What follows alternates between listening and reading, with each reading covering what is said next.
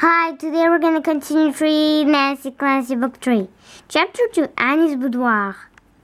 15 minutes later, Bree's parents dropped off Nancy, Bree, and Bree's little brother at Annie's house.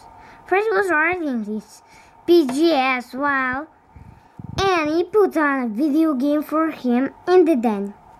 Bree led Nancy down the hall. Ta-da! Bree waited a bit before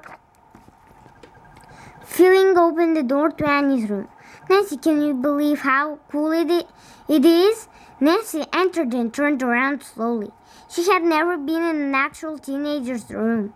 Before, everything was built in the desk, the bookcases, then the dresser, even the bed, which was hiding inside the wall until Bree pulled a handle. Then, voila! The bed appeared like magic. The bed had orange and purple stripes. Nancy's rug was orange and purple too, but it had polka dots, not stripes. Not stripes. Double la la la! I have dibs on the window seat, Bree said. She took out this week's list of spelling words from her backpack and began testing herself. The spelling test wasn't until Thursday, not for 3 whole days. But Bree had super study skills. She always did schoolwork way ahead. Watching Bree made Nancy remember her solemn oath. So Nancy put the finishing touches on her small paragraph. Mrs. Devine taught me how to make sachet. That's French for a little bag of dead flowers. You can also mix in pieces of cinnamon sticks and cloves to make the aroma even more delightful. Done. Bree was still spelling the words out loud, so with her eyes closed. So Nancy took a tour of Annie's room, examining the glamorous teenage things in it. Best of all was Annie's earring tree. Hanging from its branches were tons of earrings, pearl drops, silver hops, and clusters of purple beads that looked like bunches of grapes. There were earrings in the shape of ladybugs, ice cream cones, lightning bolts, and peace signs. Nancy imagined how superb she looked in each and every pair. At last Annie appeared. I love your boudoir, Nancy told her. Boudoir was French for bedroom. Nancy said it like this, boudoir. Then Annie, Nancy, and Bree all flopped down on the bed and looked through fashion magazines together. How come some of the pages here are ripped out? Bree asked. Annie pointed at her corkboard. With torn out pages had photos of models with short hair. Didn't I tell you? I'm getting my hair all cut off this Sunday. No, Bree and Nancy both screamed in horror. Annie's hair was perfect. It was black and shiny and so long she could sit on it. She let Nancy and Bree brush and style it in any way they liked. It's for locks of love. They made wings from real hair, for kids getting treated for cancer. Often their hair falls out. My best friend and I are both doing it. Oh, what a thoughtful gesture, Nancy explained.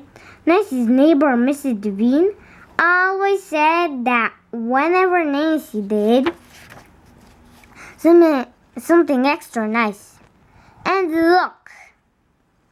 Annie's purse was on the floor. She fished around for a pink box. Inside was a pair of earrings. They look like little chandeliers made of rhinestones. I bought them today. They look great with short hair. Now all I have to is decide which style I like best. Nancy took another look at the photos on the corkboard. Then she closed her eyes partway, which made her eyelids flutter. Why are you making that goofy face? Bree asked. Shh! I need complete quiet. Nancy pressed her hands on both sides of her forehead. After a moment, she said softly, Annie, you'll get a hairstyle of bangs. That What makes you so sure? Bree asked. Nancy opened her eyes. Bree was trying on Annie's chandelier earrings. It's a feeling I have, a strong feeling I've been getting them all night. Then Nancy told Bree and Annie about the pizza and the call from her grandma. Bree folded her arms across her chest. Don't be silly, those were lucky guesses. It was irritating the way Bree sometimes sounded like Nancy's mother. Well, my dad thinks I may have special powers, Nancy stammered. That wasn't exactly true. Annie told her nobody can know stuff before it happens, Bree said. Annie was sitting cross-legged on her bed. She sucked yours, I'm not sure. I've read about people who claim to have something called second sight. That's like a sixth sense. You know, like when you suddenly get a feeling that a long-lost friend is going to get in touch, and then it happens. See, Nancy said. Annie looked at Nancy and said slowly, well, I hate to bring this up, but remember when you both were so sure you knew exactly who was going to fall in love with? That was a long time ago, Nancy said, embarrassed. She and Nancy tried to fix Annie up with Nancy's guitar teacher. It hadn't worked out. My powers are very new. No, you don't have powers! Bree shook her head so hard it made the earrings swing back and forth. Bree and Nancy were... And there are only 5 senses. She ticked them off by one of her fingers. Taste, touch, smell, hearing, and sight. You can't have any more than that. Nancy knew there was no point arguing. They went back to looking at Danny's fashion magazines. Nothing Nancy could say would change Bree's mind. Bree was super stubborn. There was a word for how stubborn was. Obstinate. On the way home from Annie's, Nancy and Bree didn't talk much. They weren't in a fight exactly. It was more like a disagreement. Later that night, Nancy picked out her outfit for the next day. Striped leggings, a purple hoodie, and her favorite shoes. They were glittery gold clogs and particularly brand new. But all of a sudden, she started to have a funny feeling that it was going to rain tomorrow. As she thought about it, she became sure and sure. So Nancy put away the shoes and got out an old pair of ballet flats.